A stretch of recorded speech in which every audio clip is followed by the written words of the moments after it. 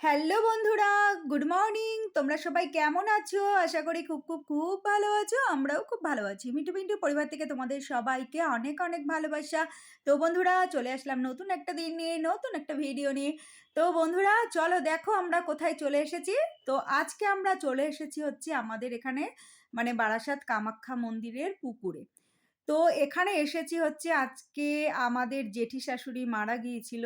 তো আজকে হবে কামান ঘাট কাজ। সেই জন্য চলে এসেছি আমরা সবাই ঘাটে আর কি চুল দাড়ি কাটবে। আর যা, যা নিয়ম আছে সেগুলো করবে, স্নান করবে, নখ-ঠোক কাটবে। তো আমরাও কাটবো। পিন্টুদার অবস্থা দেখো মুখের মধ্যে সাদা দাড়ি দেখো ভরে গেছে। কি অবস্থা!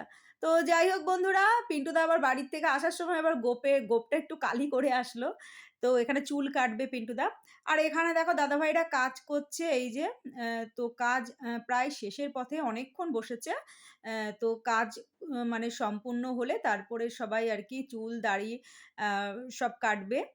তারপরে মানে স্নান-টান করবে তারপরে বাড়ি যাবে। তো এই পুকুরটা আমাদের বাড়ির কাছেই মোটামুটি ৫-১০ মিনিটের রাস্তা, ১০ মিনিটও লাগে না। মানে বাইকে করে আসলে আমি আর পিন্টুদা তো ৫ মিনিটে চলে আসলাম। আর দিদিভাইরা সবাই টোটো করে চলে এসছে। তো একটুখানি রাস্তা। বেশ সুবিধা হয় বাড়ির সামনেই আরকি। তো দেখো হয়ে গেল আ সব শেষ। আর এই যে সব মানে কাজ করেছিল যে জিনিসগুলো দিয়ে আরকি সেই পিণ্ড-টিণ্ড কি বলে না? সব ওইগুলো ফেলে দিচ্ছে।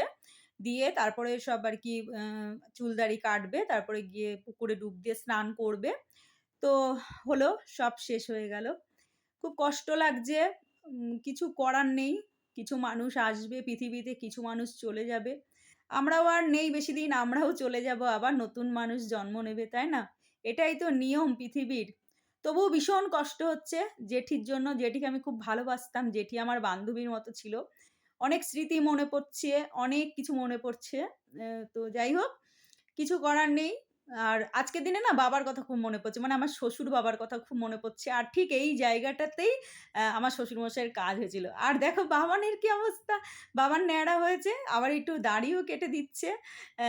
তো যাই হোক চলো হয়ে গেছে মোটামুটি সব কাজ। আর দাদাভাইরা এখন চুল-দাড়ি কাটছে আর আমি বাড়ি চলে যাচ্ছি। কেননা আমিও নখ-ঠোক কেটে নিয়েছি। পিন্টুদা চলে গেছে বাইকে করে আর আমি আর মেয়ে চলে আসলাম। আর দিদিভাইরা, দাদাভাইরা আসছে ওরা। তো চলো যে যার মতো আরকি আমরা সব চলে এসেছি। কেননা বাড়ি এসে অনেক কাজ আছে। দেখো বিছানার কি অবস্থা, বিছানার চাদর-টাদর সব কেচে দিয়েছি। ওপরে আছে। খানিকটা নিয়ে এসছে, খানিকটা ওপরে আছে। আর আমি না যাওয়ার আগে রান্না করে মানে গিয়েছিলাম। কেননা বাড়ি আসতে, আসতে দেরি হয়ে যাবে সেইজন্য। আর এখানে দেখো আমি স্নান-ধান করে নিয়েছি একদম শ্যাম্পু-ট্যাম্পু দিয়ে একদম ফ্রেশ লাগছে। বেশ অনেকদিন আমি শ্যাম্পু দিইনি। সাবানটাও কম মানে দিইনি বলতে মানে হাতে তো দিতে লেগেছে, ভাত-টাত খেয়ে হাতে দিতে লেগেছে। ঐরকম আরকি গায়েও আমি দিইনি। তো যাই হোক বন্ধুরা শ্যাম্পু দিয়ে সাবান দিয়ে ভালো করে স্নান করলাম। করে এসে দেখো এই যে চা বসিয়ে দিয়েছি। আর চলো আজকে কি রান্না করেছি তোমাদের দেখাচ্ছি চলো। তো পিন্টুদা না ২ দিন ধরে লাল শাক এনে রেখে দিয়েছিল। তো পিন্টুদা আমরা তো আর জানি না লাল শাক খেতে নেই বা কিছু।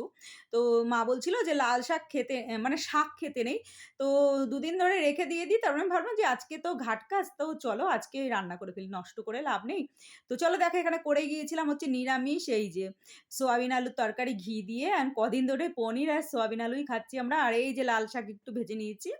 আর হচ্ছে কালকের এই যে নিরামিষ তরকারি ছিল সজনে ডাঁটা, বড়ি-টড়ি, কাঁচকলা-টাচকলা দিয়ে করেছিলাম। ওইটাই আরকি ফ্রিজ থেকে বের করে রাখলাম। আর আমি এখন খাবো চা। আর পিন্টুদা এই যে স্নান-ঢান করে চলে এসছে পিন্টুদা। আর পিন্টুদা দেখো ফ্রেশ হয়ে গেছে।